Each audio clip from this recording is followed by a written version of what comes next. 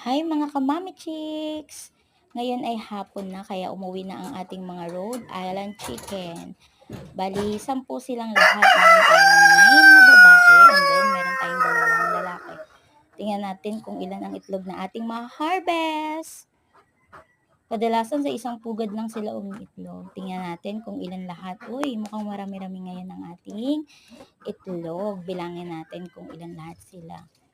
1, 2, mukhang may maliit, 3.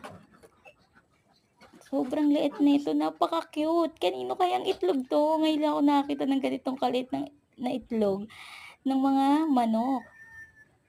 Ano kayang nangyari? Bakit sobrang liit? Tingnan niyo naman, sobrang liit. Meron kayang similya 'to? Kasi ito ay pinapapisa natin, pinapa-hatch para maging sisiw.